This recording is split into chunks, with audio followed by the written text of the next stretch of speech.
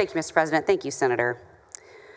Senator Hughes, I heard you mention, how many deaths was it that the abortive medications have caused since they've been approved? The FDA reports 36 that I'm aware of. If you have different numbers, I'll defer to you, but 36 is the number that we saw. That matches exactly what I saw. I heard you saying it like it was a large number, and it falls flat when compared to maternal mortality rates. Do you know how many women died in childbirth between 2000 and 2014? I don't know the number. I'll trust you if you have the number. Over 600. So if we're comparing, the safety of a drug that's going to stop you from being pregnant, what you're comparing it to is the risk of being pregnant. And would you agree that 36 to over 600, and that's in 25 years and then 14 years respectively, that's a fairly large difference? Would you agree? It is different. And of course, that's the FDA numbers, and other studies, the ones from the Ethics and Public Policy Center that looked at the all claims database, showed higher numbers, but that study just came out a few days ago, so it's still being digested. I think we're safely outside the range of any kind of margin of error, talking about 36 to over 600. Would you agree with that? Don't forgive me, I was talking about the question about whether the FDA numbers are accurate, and more recent studies call those numbers into question. But yes, I think I see what you're saying. Mm-hmm. Thank you. Are you concerned that this legislation gives abusive partners new tools to further control their partners who are seeking abortion care? Well, Senator, the testimony on this bill about abusive partners and the documented cases, one criminal prosecution pending today, involves these drugs being used by abusive partners against wives, girlfriends, or even worse relationships in trafficking situations. I'm not a lawyer, so forgive me. Is it not already illegal to poison people and give them medications they haven't consented to? Certainly is. That's why we're glad there's a criminal prosecution going on of that case in Texas. It's been in the media. I'm sure you've seen it.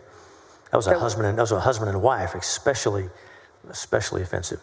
Yeah, and during pregnancy is one of the most dangerous times for a woman who has an abusive partner. And so again, I'm just asking you, are you not concerned that this opens up quite the opportunity to further abuse somebody, to further entrap somebody, and put women who are in these dangerous positions at greater risk? So all the evidence, all the testimony about these pills is about their harm to women, not only to her unborn child, but the harm to women, for example, and I don't want to insult you with medical terms because you know them so well, but as you know, if a mom who has an ectopic pregnancy takes these drugs, that's serious for her. If a mom whose pregnancy is developed past, say, a 10-week point, that's a serious problem for her. And under the current protocols, there's no visit before, no visit after. So the harm to women is on the side of these drugs being shipped to them without medical supervision, without follow-up, just to be left alone with them. We did already address that the harm from these drugs, the death count, while tragic, and every single one of them is horrifying, is in the double digits. We're talking about 26,000 rape pregnancies. We're talking about over 600 deaths from childbirth between 20 and 2014.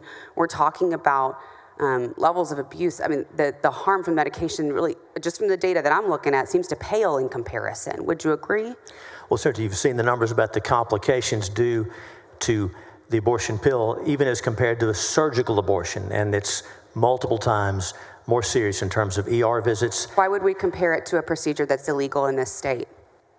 Well, Senator, these are abortions we're talking about, and so a surgical abortion... The alternative to an abortion is continuing the pregnancy, correct? So a surgical abortion as compared to a medication abortion is the numbers I was referring to. I may not have said that right.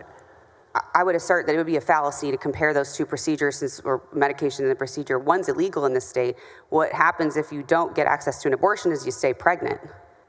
Senator, chemical abortions and medical abortions, except to save the life of the mother, are illegal in this state. We know that, whether it's via the pills or via an abortion clinic. Abortions except to save the life of the mother are illegal, whether it's pills or a medical abortion. Why do they're already illegal. What would you assert are common reasons somebody might seek online health care as opposed to showing up in and seeing a doctor and getting all of the wraparound kind of care that you've been referencing. There's been testimony from women that when they go to these websites or call these numbers, they're often discouraged from going to the doctor or going to the ER. We've heard testimony about that. But what would possibly cause somebody, just kind of, go with me for a second, what might make somebody go online to seek health care instead of having their first stop be, let me call my doctor, go to the doctor's office? It may be that women are preyed upon by websites, by billboards, by phone numbers that are given to them. There's all kinds of methods for moms to be exposed to this. I'm not sure if I'm following the question. I'm not totally sure I'm following the answer. So we're on that together. I guess I would just ask you to consider that it would be a lack of access and shame.